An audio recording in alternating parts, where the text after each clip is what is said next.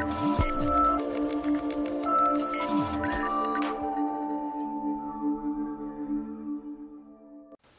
Sverre Aarseth. I came from Norway in 1959 as a research student in the Department of Applied Mathematics and Theoretical Physics under Professor Fred Hoyle. Okay, my name's John and I joined the Institute in September of 1968 after finishing my A-levels at the local Cambridge Grammar School. I was lucky enough in my last year of study at school to do A-level art subjects. Unfortunately, one of the teachers there used the maths appreciation class to put over his ideas about computer programming, and that's where I first became interested in computing and applied for a job that was advertised in a local paper. And that's how my computing career started. Hi, my name's Stuart. I joined the Institute in May '68. Previously I'd worked at Cadbury Schweppes at Histon. I was there when they installed a small computer, an IBM 36020 I think it was. It was completely a card-oriented machine with the only form of output then was multi sheets of paper. A4 wasn't even thought of in those days. And when they got the new computer in, I worked on that for a few months. And I was going past the Institute entrance one day, and I thought, one Saturday morning, and I thought, oh, just see if they've got any jobs. So in I came and parked in the car park and wandered into the main building, and Mick was working with Ian, another chap that we worked with, and I asked them about jobs, and they said, well, we're looking for somebody, you better come back and speak to Nick Butler, who was the computer manager at the time. And I managed to get a job, and well, the rest's history. My name's Michael Woods, generally known as Mick.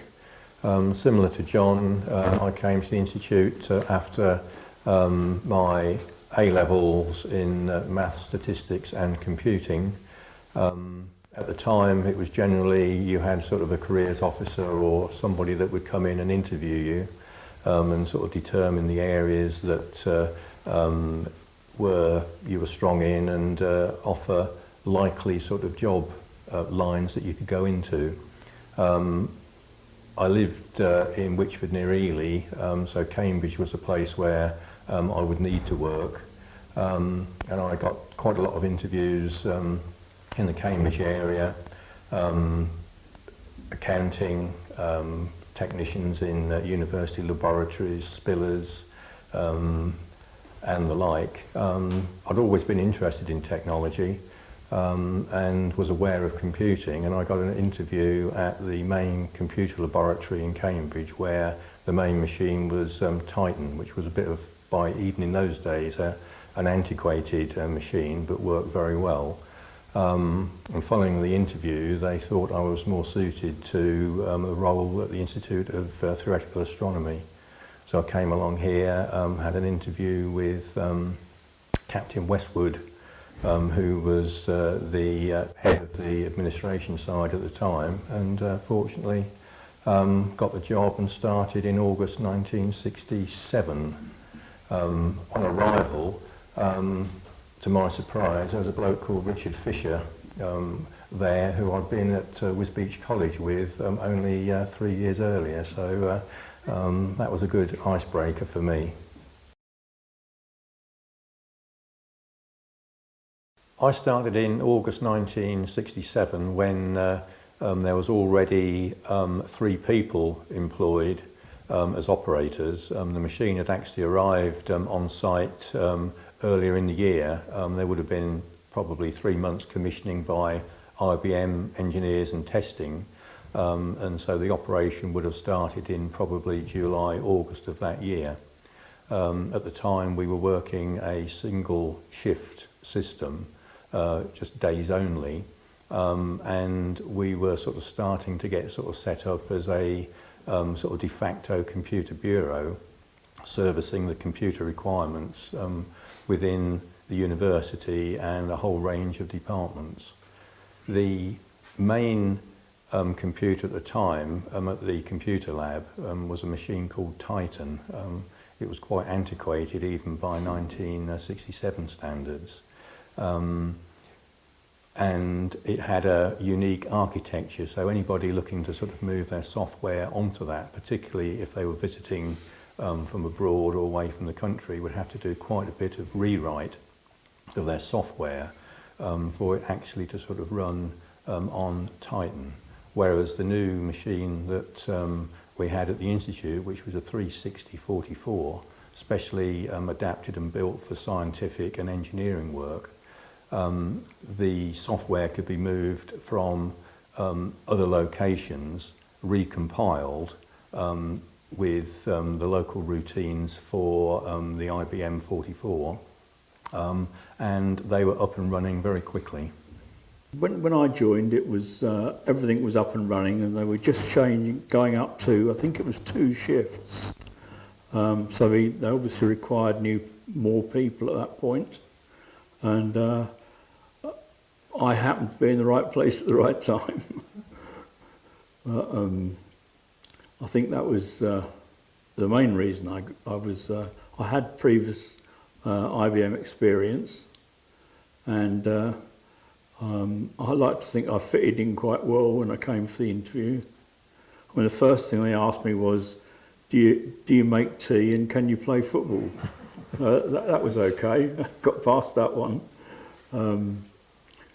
And a few months later, John came along and joined us.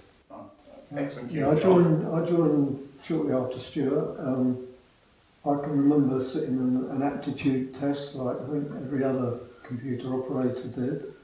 I think I had a bit of an advantage there because I believe that I'd done the same aptitude test probably a few months before, so I knew what to expect. So I passed that hurdle quite well. I was a local lad, so I went to school in Cambridge, and I could bike all the way across to Madingley Road without any problems. And as Stuart said, I think we all fitted in fairly well. We were all of a similar sort of age. We were all keen on football, and we liked a bit of socialising, and we socialised very much together. We worked 2, maybe 3 shifts, I think, at that time, and that covered mostly from Monday to Friday. I think we did come in at some weekends as well. At the time, there were no really established computer qualifications. There were sort of degree courses that had started up probably about 3 years earlier, but in terms of qualifications, at A-level or O-level standard, no computers existed in schools or colleges at the time.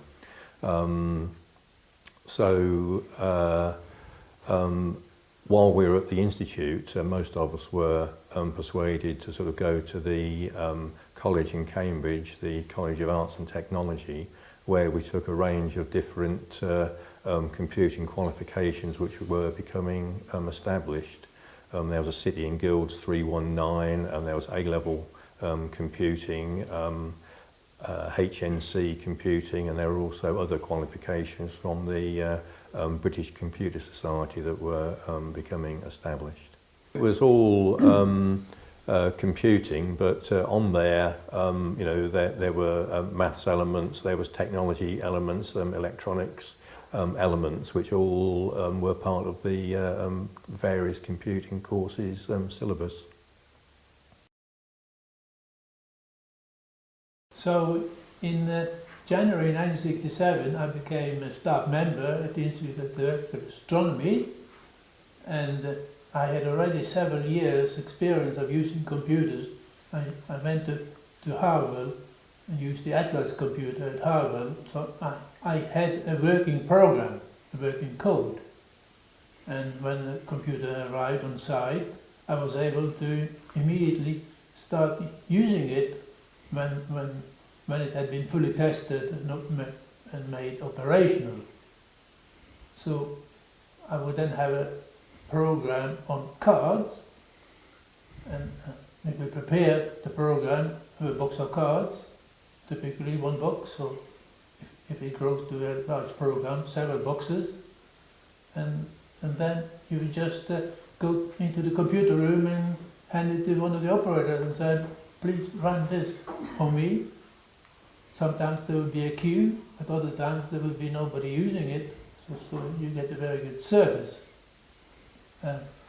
Now, later on in the summer, I think it became desirable to use the computer for a long time, but it was only one shift operational.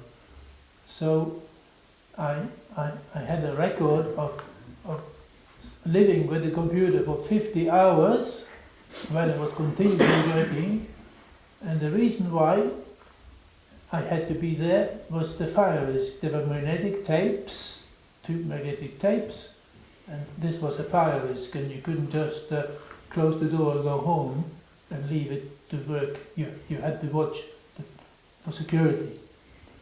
And later on, somewhat later on, when it became 3 shifts, then the operators would be there in the night, of course, and my program would be running, and at some stage some tape would have to be mounted or dismounted.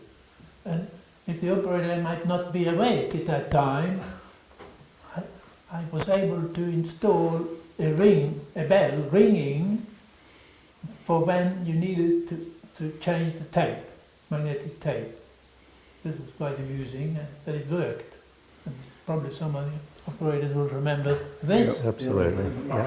Yeah, we were very familiar with Aarseth's job, because that was one of the jobs we put on to the computer, scheduled to run on the computer when the rest of the work ran out, and that filled the gap.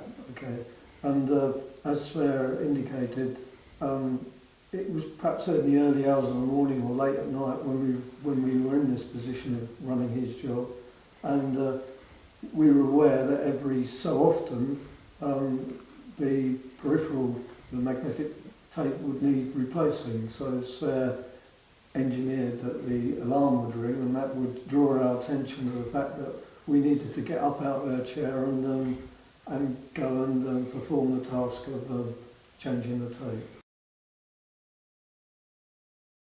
Initially it was a single shift system, but gradually over the next 18 months it built up to a 3-shift system, and also extending into the weekends.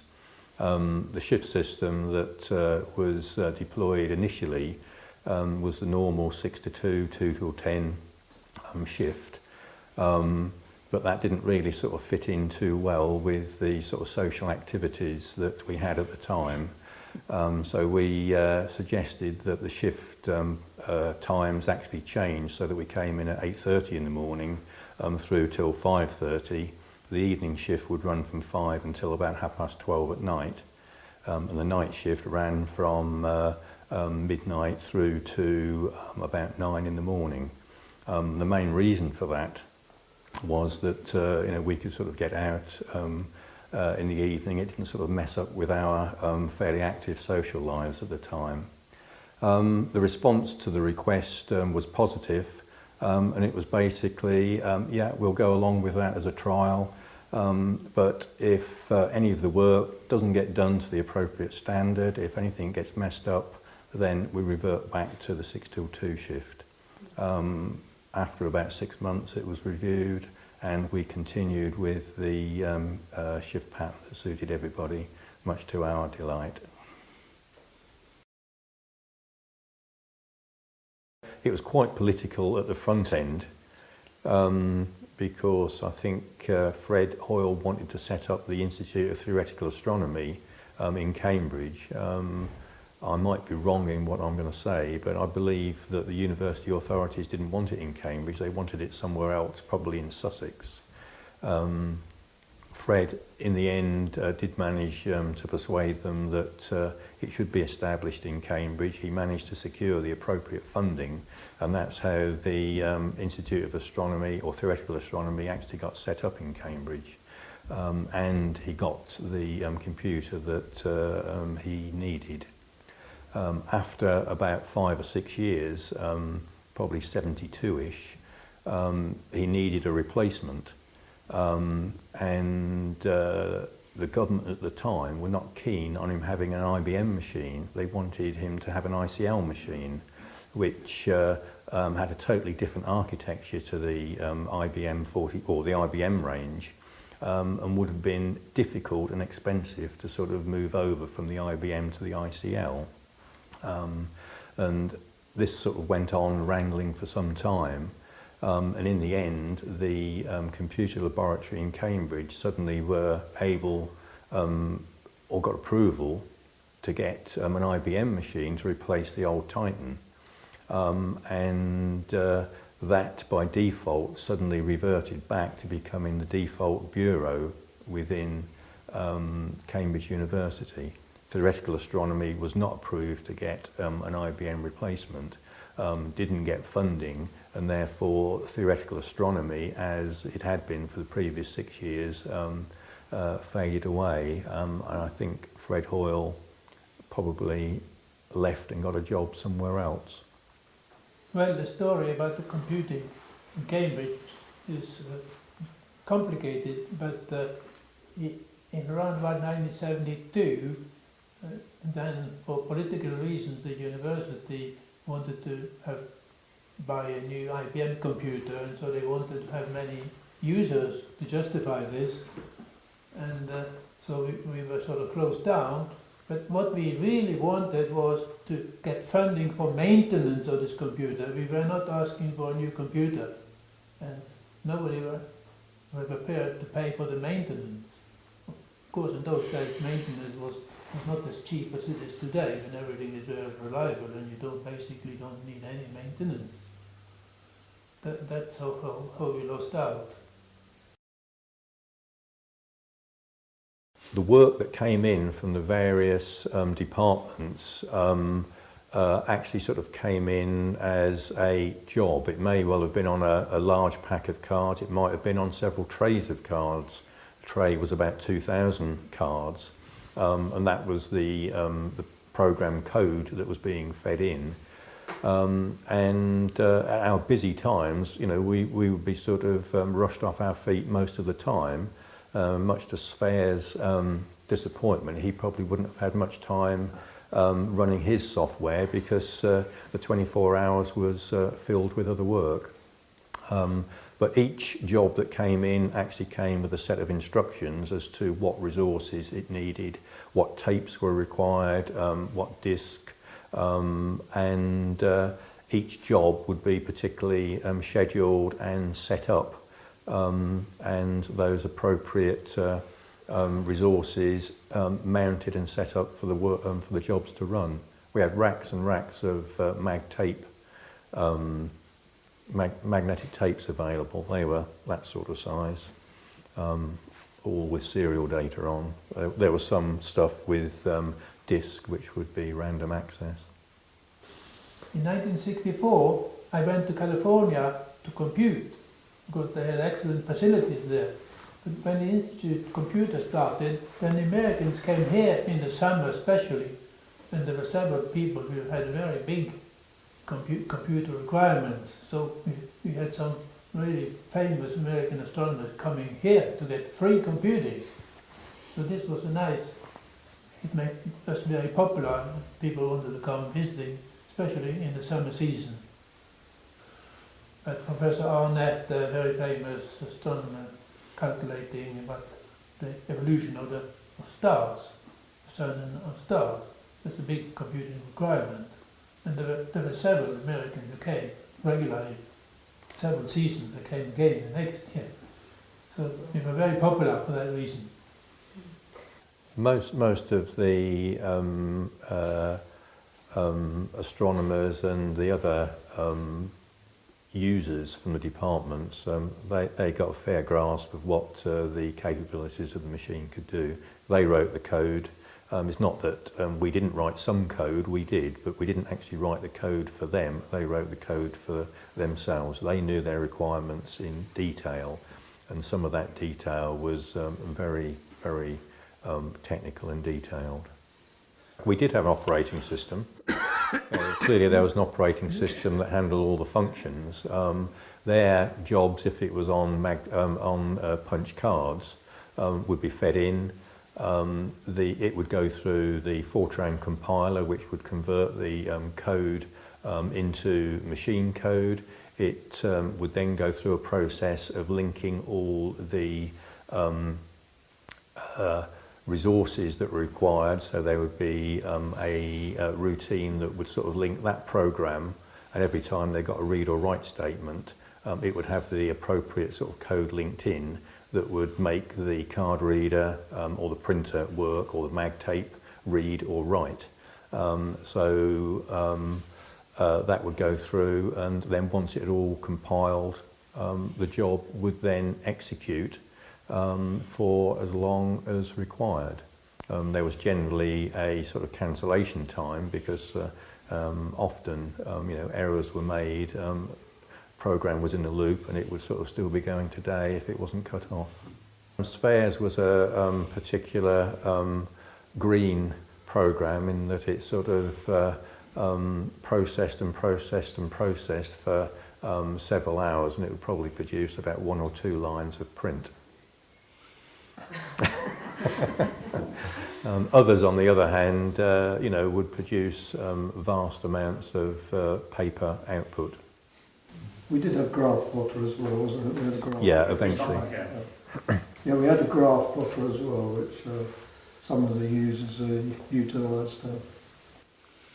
And the useful thing about all the paper was that a lot of it was, once the user had read it and got the details from it he needed, we collected it and we stored it in a little room round the back, and we used the money for Christmas parties, which is quite nice. But we did have a good relationship with the majority of the users. In fact, there were probably half a dozen that sort of probably spent more time with us than they did with the other staff, the academic staff.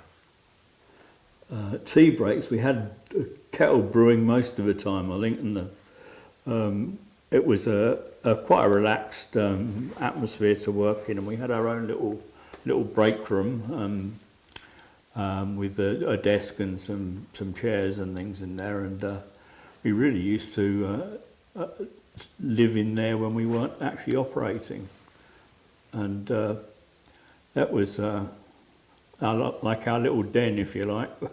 All sorts of things were discussed, and the world was put to rights generally, I think. Also in our little room we had a dartboard which got used frequently. I think we played darts through the night on many occasions, so we were very accomplished darts players as well. Our main watering hole was a pub which we were lucky enough that I think it was built or opened round about the same time as the Insitute got running. It's called the Plough and Arrow, which was just across the road here. I think it eventually became one of the steak houses, but at the time we spent many a lunchtime over at the Plough and Arrow, not playing darts as much, but our biggest attraction was the football table, the table football, which became very accomplished at, and we were very competitive even on that. Well, you keep going when you research and you improve and you read publications by other people.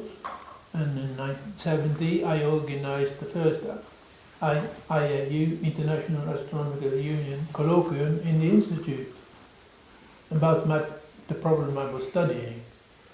The international conference, about 70 people. And then you have competitors in other places in the world, so you need to keep up and try to improve best as you can. These calculations are costly, so if you want to do bigger and better calculations, you need to improve the efficiency. So it's something called optimization, so you need to to design better methods, and this is how you keep going. But it is very competitive. It's like friendly competition, but competition is there from different institutes in the world, depending on what the problem you're studying. If you're a rich institution, you would prepare a preprint and you send around 50 copies to the various institutions that you knew about. But that didn't apply to everybody, but rich institutions would do that. And then you would also make your own copy and send to a few colleagues, just a few, for comments, if you didn't have a preprint service. I don't think we had an official preprint service, because that's a bit of a waste of paper and money. So the rich institutions kept doing that for a long time. And of course that died out when we come to the internet. There's a website, a service called AstroPH, and every day about 100 or more papers are advertised or put on. And some people put their work on there even if it hasn't been approved officially for publication. But really, strictly speaking, you shouldn't do that, because you can change something and then you have different versions, and so it's a bit complicated. But many people need publicity for the job situation. It's very competitive.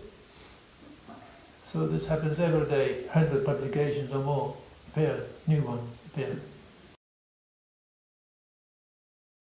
We were very fortunate, you know, it was almost sort of a unique situation in that you didn't know who was coming through generally. You may have known one or two people and a bit of their background, but we were all young, we were all similar age, similar outlook. The 60s was a good time to be around and about. We got on very well together. If we was in the situation where somebody was having a good time in the evening and should be there on the night shift, we had an unwritten rule: if they didn't turn up, then whoever was there would cover. They would work the night as well, and the other person would enjoy themselves. You know, so yeah, we didn't keep count, we just covered for each other. I think the main thing at that time was that there wasn't any actual operations courses. Everything was evolved around computer programming. So consequently, as far as the operations side goes, there wasn't much that they could teach us in that respect. That was completely program orientated, and you were fine if you wanted to go on and be a programmer or whatever as it was then. But as far as operations courses, there weren't any. When we were doing the job of an operator at the Astronomy, I'm not aware that we went on any courses at all outside to learn how to do the job. They were voluntary, I think. Yeah, I think they were very much, it was a hands-on, you know, you learnt the job as you did it. We went to the tech, and it was a day release, so we'd perhaps be working here during the night, the previous night, and then go to tech, which wasn't particularly advisable. But I think we all went to the tech and we did our day study. Once we'd done the 319 course, which was probably a year or 2 year course, and then we went on to either do A-level computer science or undertake the British Computer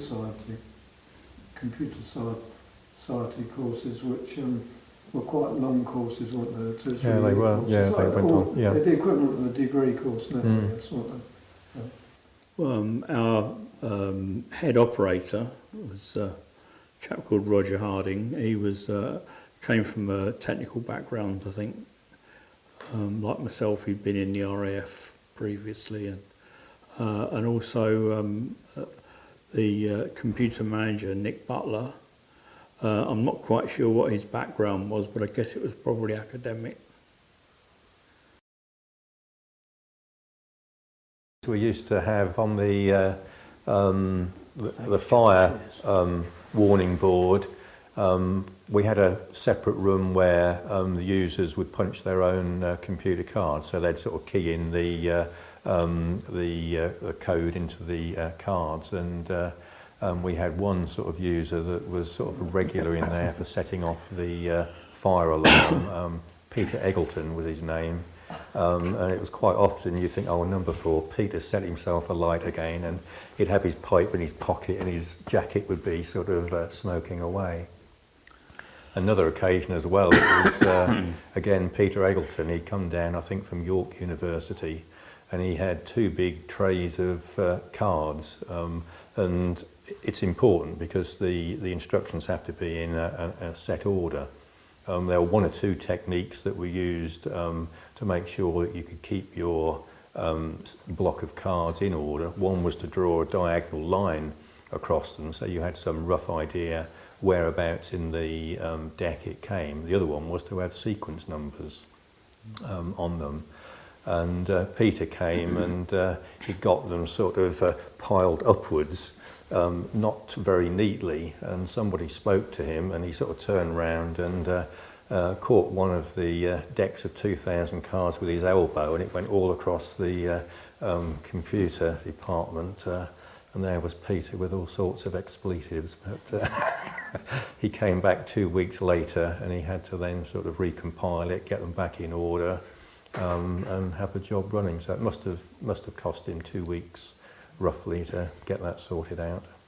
Of course, one of the problems in dealing with so many cards was that the card reader was under a lot of pressure, and one of the regular faults was that one of the cards would get wrecked in the card reader, and we had to try and recover from that as best we could, which meant us trying to re-punch what had been punched before. And I think we became quite expert at working out what the codes were, which pattern of holes in the card represented what instructions were. Yeah, that's right. Yeah. We got to know quite well some of the control characters, like each job had to finish with a certain slash ampersand, slash asterisk, whereas slash Correct, ampersand, wasn't it? Yeah. And quite often the users would perhaps forget to include them in their job, so we stepped in and corrected those for them.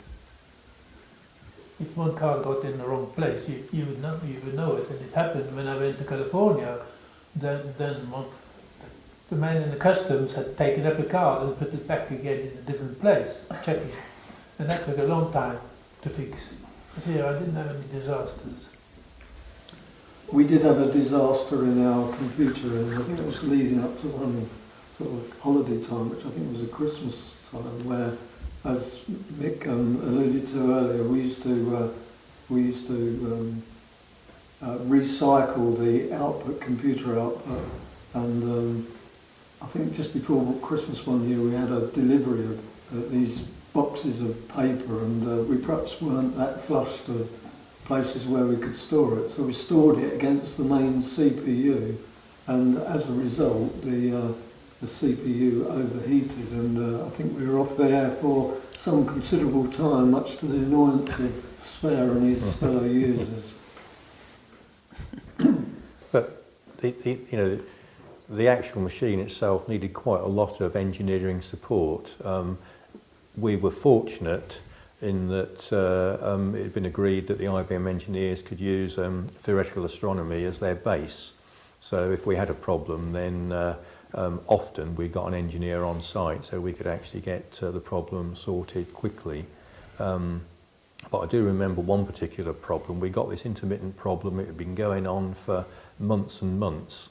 The machine would work fine, and then suddenly it would play up, and the engineers would be there. All the big massive racks would be open, the big cards would be taken out, there were wires everywhere.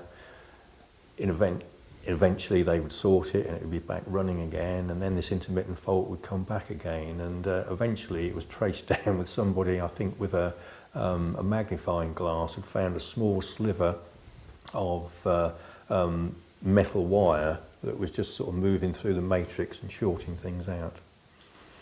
We acted as the go-between between the IBM engineers and the various IBM installations that were around East Anglia, and we got to know quite well the installations at a lot of the US air bases. Yeah, that's right. The most other IBM users in the area, weren't there? That's right. Mildenhall and Chicksands, Lakenheath. Lakenheath and all those things. So all in all, you know, we perform that function for IBM free of charge, and in return, I suppose we had the engineers based on our site, which again could save many hours. So you were the sort of the IBM call centre, weren't you? We were the IBM call centre, unpaid. This IBM 36044 had a feature which is quite unique, and I never see it in any computers subsequently. On the console there were several switches you could depress, and you could, if you wanted some output, some results on the line printer at a given time, you could just test against the switch, and you could just depress the switch as computers running, and it would go and do that output. And another thing you can do using one of the switches was to speed up the calculation, because the precision in a computer can be so-called normal or extra, double precision.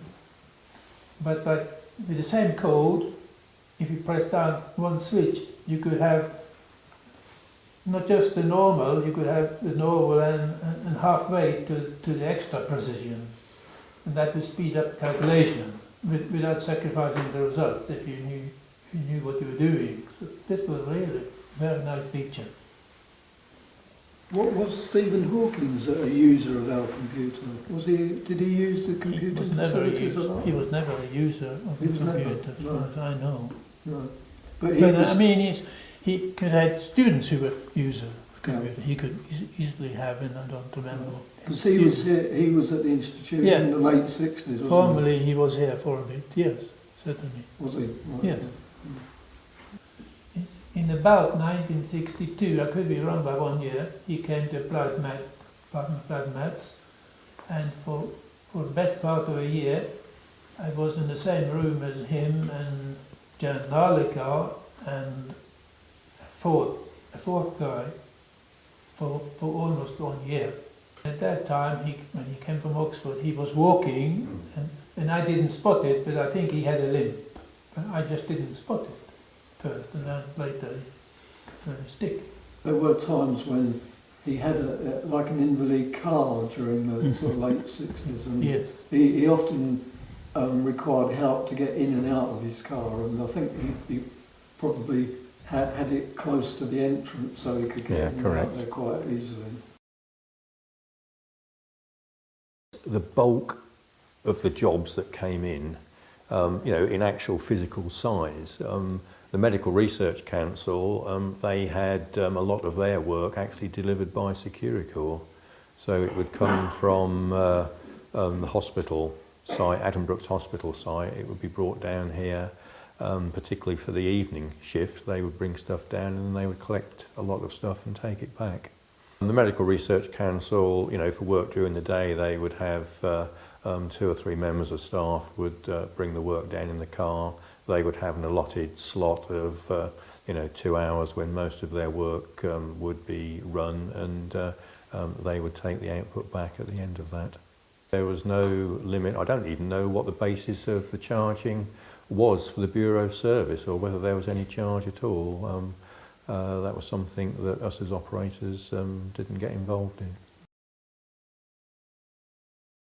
And in Cambridge, I suppose the first Bureau computer was the computer called Titan, but because that had such a unique architecture, it wasn't easy for people to bring their software into Cambridge and actually sort of run it. It had to be considerably adapted to run on that particular machine. The 360 series of computers, because they were sort of very high level of standardisation, people were able to sort of move their software, even if it had been running probably on other architecture like ICL, they would be able to bring that, and with relatively little work they could adapt it to run on the IBM machine and through the IBM compilers. If it was coming from another IBM machine, then they could probably run it without any change at all. The Institute of Theoretical Astronomy actually became the de facto computer bureau service for the whole of Cambridge University, whatever departments. And we must have had users from 15 different departments at various times. Possibly, yeah. You know, organic chemistry was a big user, medical research council was a big user, astronomy itself was a big user. I was a user of EDSAC 2, probably towards the end of 1960. I can remember that. And the interesting experience was that it took 16 seconds to do the calculation, which is not my normal calculation, but a different kind of problem we were solving then. And I'd spent 1 or 2 months in the summer working by hand, trying to get the result. So it was speeded up by 1 month or more of manual work, but into 16 seconds. The same problem which I solved in my thesis, it would be 10 billion times quicker to do it now. Because when astronomy computing carried on, didn't it, for into the 1970s? Yes, it did, yeah. Yeah, because obviously at that point, then the dilemma was, what do we do as operators from that point on? And one of the routes out of here was to go and work at the newly formed computer laboratory in the centre of Cambridge, and several of us went there. And they introduced a IBM 370, whatever, 165. And I think we'd all say that it was quite a different environment than working for the Institute of Astronomy. Completely. And obviously the majority of staff moved up there. There was a skeleton staff left here, I think, to see things out here at the astronomy.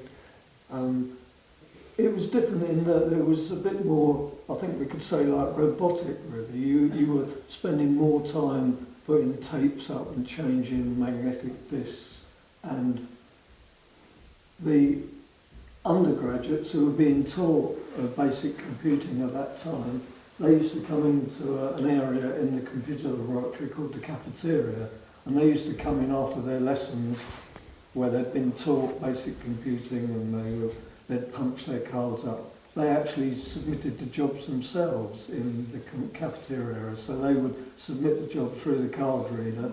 By the time they'd shuffled their cards back up and put the elastic band around it and put it in their trays, they would walk across to a printer that was in this same cafeteria area, and the operator who was on duty at the time would separate out all the output, put the output on top of the printer, ready for the student to collect the money. So it was very much a submit the job, come across to the printer and almost collect your printout straight away. But one of the downsides to that was that as an operator, we used to do several hours a day in this cafeteria area, was that you didn't have time really to separate out the output and put it in the pigeonholes where the students had pigeonholes. So the output went on top of the printer. Okay, one of the downside to that was when the printer ran out of paper, the lid of the printer used to raise up, and all the output that was Slid on off top the of front. it used to slide onto the floor, and all the students would just stand there and look at it on the floor. So that was one of the aspects of my experience at the computing laboratory, which was not particularly satisfying. Really. After the astronomy came to its sort of end of its days, as it were, a number of us then joined the staff at the computer laboratory. My experience of the computer laboratory, I stayed probably for about a year. I didn't really take to it too much. We moved from an astronomy 3-shift system to the computer laboratory, which was a 2-shift system. So you're working mainly days or evenings. Well, at that time, it didn't really suit my social life working evenings. So while I was at the computer laboratory, I went along to some of Frank King's lessons that he had, where he taught basic computer language. I think it was assembly language in those days. and I got a feel for programming. So my next step, I tried to get a job as a trainee programmer somewhere, which I did successfully do, which meant moving, not moving out of Cambridge, but actually working in Huntingdon. But that was a good move for me because I then got into programming. I then went into system analysis, and eventually, after a long trawl through some of the other installations in the Cambridge area, I ended up working at the old schools, back at the old schools, which was the financial board of the university here in Cambridge. And I stayed there basically the rest of my computing time. So the astronomy was a good base to move on. It was very different elsewhere. It wasn't quite as sociable as it was at the astronomy. I don't keep in touch with some of the people I worked with 5 years ago, but some I worked with 45 years ago I still do. So I think that testament to the people you work with in those early days. Well, when I left the astronomy, which was, as John said, when things are closing down, like John, I went to the computer laboratory, and I was there for a bit longer. I was there for about 5 or 6 years, and Addenbrooke's Hospital installed a new system for their medical records, outpatients. So I went along there, and I was there for a little while, 3 years maybe, and then they moved to the regional health authority, as it was then, which was at Union Lane in Chesterton, and as all things happen, they then closed that down, and they were privatised by a company called Sema Group, and I worked for them for a few years as a technician involved with their networking. They had an X25 packet switching network, and I worked on that, sort of travelling around East Anglia, and that kept. And then eventually they closed down, and we got made redundant. And I worked for a start-up company in Cottenham. We were laying fibre optic cables under the North Sea, and again they got bought out by a big company in London, and I ended my days travelling down to London, which I didn't like very much. So I took an early retirement, and that was it really. Yes, following the sort of demise of the Insitute of Astronomy, I had the opportunity to join the Medical Research Council as a Fortran programmer. They had been one of the key users at theoretical astronomy.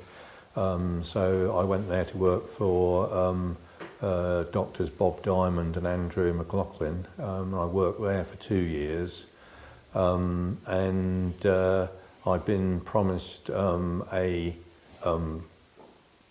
promotion or scale increase when I'd got a certain qualification.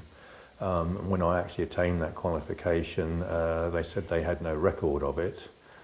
Sadly, I didn't, so I didn't get the promotion and increase in pay. So I looked around, found myself another job, which was at the Cambridgeshire County Council Highways and Transportation Department. They were looking for a Fortran programmer primarily to implement and adapt a new highway design suite of programs which they were looking to get installed and operational. Highway design on computers was in its infancy, and with a lot of hard work and a lot of help from people in other authorities, we managed to get that up and running. My work at the Highways and Transportation Environment, as the department changed its name, evolved. I went through a whole range of different functions there, always in computing within highways. And finally I was the sort of operations or computer manager for the Highway and Transportation Department, which had a staff at the time of about 450 people, a whole range of highway disciplines that covered. And right at the end of my career, I got made redundant when there was a reorganisation there, and I was working on the real-time traffic applications that we see around most cities now. I've been based in Cambridge all my life, but with many visits abroad to different institutions for a few weeks or 1 or 2 months. But otherwise I've been employed at the Institute of Astronomy, as we are now.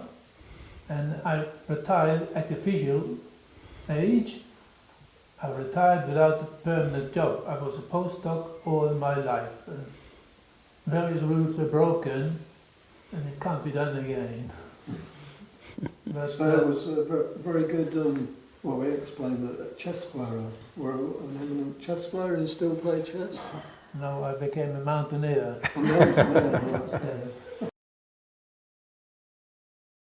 Computing now covers every aspect of life, and things will continue to improve, for the better or worse. Is debatable. I suspect generally for better, because there's things that can be done now that certainly couldn't be done when I started in computing in the mid to late 60s.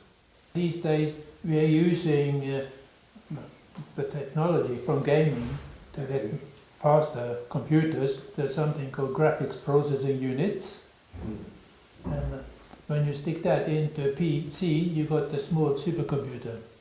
And I have 2 supercomputers in one lives in my office and one lives in the cellar.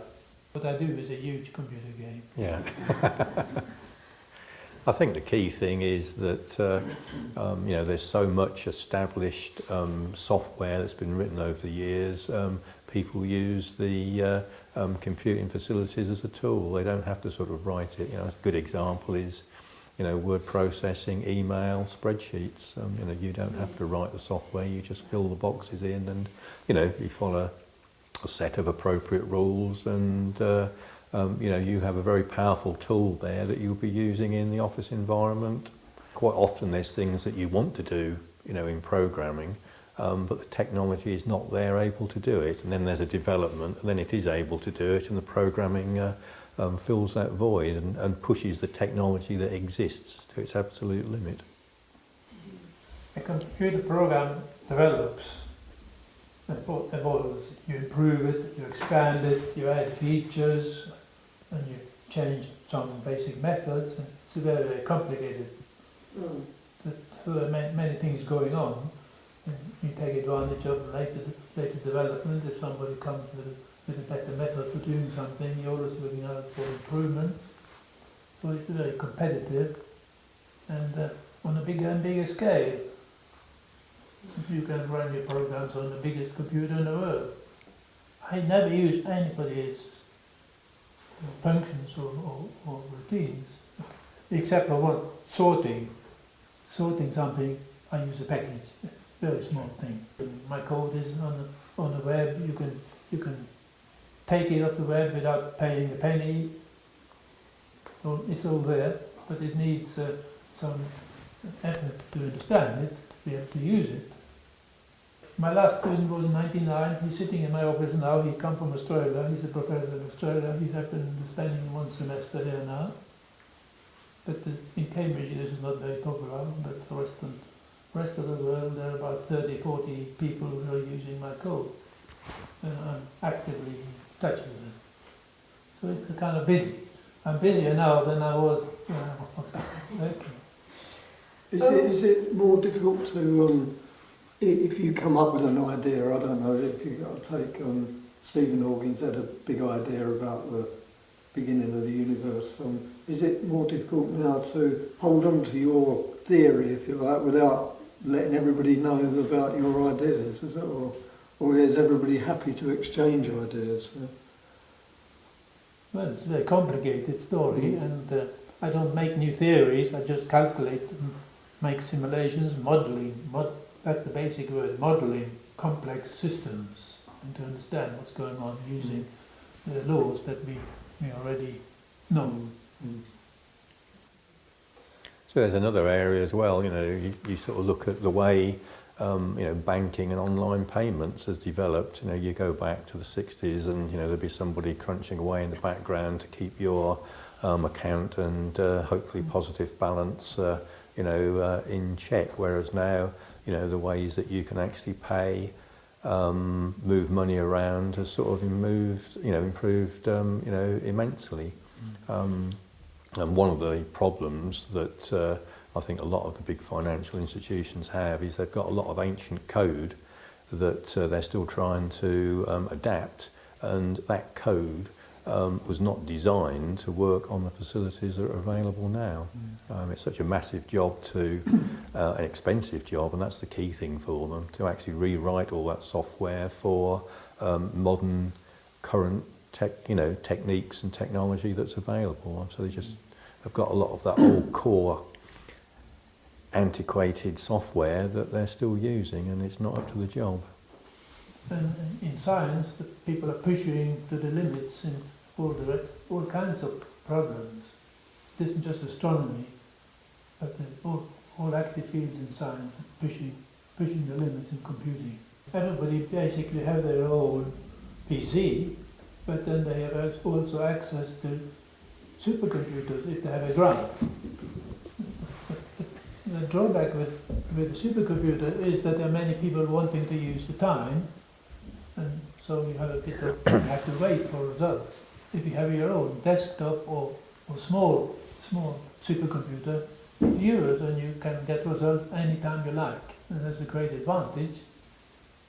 But for some things you have to go to the biggest computers if you really want to do the biggest type of calculation. In terms of sort of computing power, the 36044 was a specialised hybrid machine, and I think that only did something like about 30,000 instructions a second. I don't know what the modern stuff does, but it'll be billion times more probably. Yeah. There would be some core memory, racks and racks of cards, what they actually did, and that was not my side really. So yeah, I think at that point everything was core memory. Quite a lot of gold in it as well. Yeah, that's right. Yeah, there are many topics within astronomy where it can be applied, from the solar system to galaxies, and so there's a whole range of problems you can study with one type of code. In my institute, almost nobody understands what I'm doing.